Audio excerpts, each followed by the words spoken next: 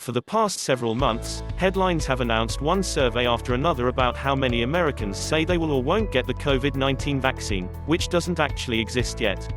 The implication, voiced in June by Dr. Anthony Fauci, director of the National Institute of Allergy and Infectious Diseases, is that vaccine hesitancy will be a major obstacle to fighting COVID-19 once a vaccine is available because not enough people will be willing to get it to create herd immunity. But there are problems with this popular narrative. For one thing, vaccine hesitancy isn't actually likely to be a major problem with the yet-to-be vaccine, at least not yet. It's possible hesitancy about a COVID-19 vaccine could become an issue later on as the vaccine becomes more widely available and recommended, but there are too many other more urgent logistical issues that take priority right now. Besides, it's entirely reasonable for people to be skeptical about a new vaccine.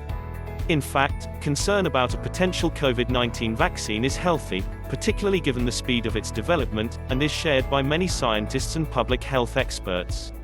Even vaccine researchers cannot say right now that they will definitely get whatever COVID-19 vaccine is developed. It's okay to have questions about a COVID-19 vaccine. Here's what to ask.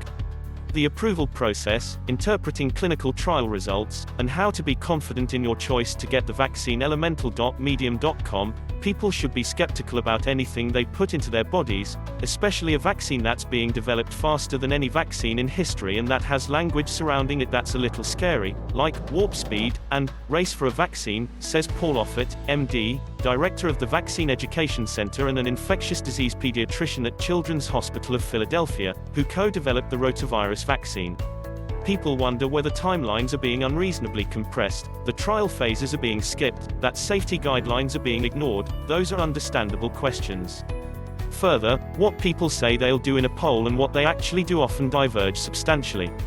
Publicizing and dramatizing these percentages of people who would not accept the vaccine runs the risk of reducing confidence in a vaccine that is eventually available. Surveys about vaccine hesitancy are practically meaningless. All the experts I spoke to for this story see little value in public surveys about COVID-19 vaccine uptake. I don't think there's a lot of value in asking hypothetical questions about hypothetical vaccines that don't exist, that haven't finished all their scientific evaluations yet, said Holly Whitman, PhD, an associate professor of medicine at Laval University in Quebec City, Canada, who studies vaccine hesitancy. What it does is it creates dramatic headlines, but it doesn't actually serve the public in any meaningful way. In fact, the repetition of such headlines runs the risk of creating or enhancing the problem they claim exists. Publicizing and dramatizing these percentages of people who would not accept the vaccine runs the risk of reducing confidence in a vaccine that is eventually available, Whitman says. That appears to already be happening in the latest poll from Pew Research, which showed a sharp drop between May and September in the percentage of Americans who say they would get the COVID-19 vaccine. Some of that could be due to a loss of trust in public health institutions, such as the Centers for Disease Control and Prevention (CDC) and the Food and Drug Administration (FDA) in recent weeks, but it's impossible to rule out the influence of constantly seeing headlines trumpeting how many people have concerns about the vaccine. Also, research has shown that general surveys like these aren't very accurate predictors of what people think or do, according to Maya Goldenberg, PhD, an associate professor of philosophy at the University of Guelph in Ontario, Canada. Goldberg specializes in vaccine hesitancy research and has a book on it coming out in spring 2021. Research on these kinds of surveys suggests that when people answer these kinds of surveys, they're not always telling you what they think, they're actually demonstrating allegiance to ideas or worldview, Goldenberg says. And as any social psychology researcher can attest, people's beliefs, intention, and behavior are each different measures. We know from other contexts, including pediatric immunization surveys, that intention and action often don't line up, Goldenberg says. Most importantly, it's unhelpful to ask people what they think of a vaccine without data on it. If you asked me the question that the Boston Globe and CNN asked, which was, would you get a COVID-19 vaccine if offered, my answer would be, not until I see the data, Offit says. If you ask a question where you know what the characteristics of the vaccine are, like, would you get a vaccine that's 75% effective, that prevented you from being hospitalized, that prevented you from dying, that's been tested in 20,000 people and has been shown to be safe, and there's 1,000 people dying a day, would you get that vaccine? That's a different question, and I'd give a different answer. Vaccine hesitancy is low on the list of obstacles. It's understandable that public health experts and the public at large might be concerned about vaccine hesitancy. After all, the increase in disease outbreaks, especially measles, in recent years has resulted directly from pockets of low immunization rates in the country. And less than half of US adults get the flu vaccine each year. But there are bigger fish to fry with the COVID-19 vaccine. Vaccines have never been manufactured and distributed at this scale, so the number of hiccups along the way is going to be huge, Goldenberg says. Just one example is the global shortage of glass vials for the vaccine, and even the glass itself needed to manufacture them.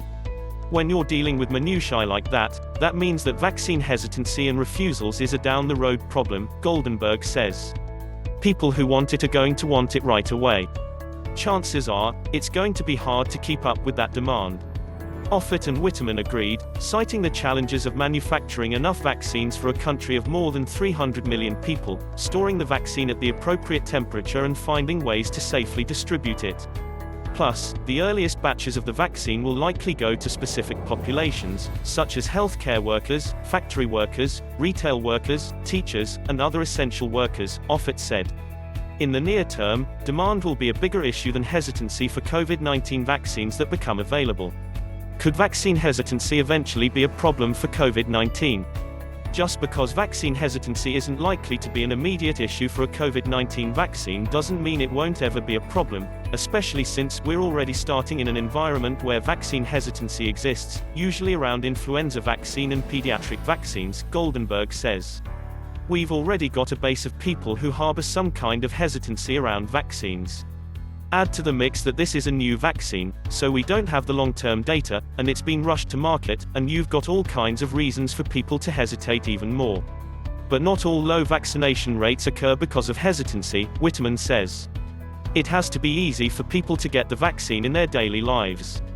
If it's not free or available during times that it's easy to get, people won't get it. According to a recent briefing by Paul Mango, Deputy Chief of Staff for Policy at U.S. Health and Human Services, the federal government's goal is that no American has to pay a single dime out of pocket to get a vaccine. Assuming the administration follows through on that promise, it will also need to be convenient to get if the government wants as many people as possible to receive it. In the near term, however, demand will be a bigger issue than hesitancy for COVID-19 vaccines that become available. It makes sense for public health officials to be aware of the potential for vaccine hesitancy and refusal and have strategies in mind for addressing them down the road. But given how many other challenges face the US between now and then, both within and outside of public health, it would be nice to set the surveys about Americans' attitudes toward the vaccine aside and cross that bridge when we come to it.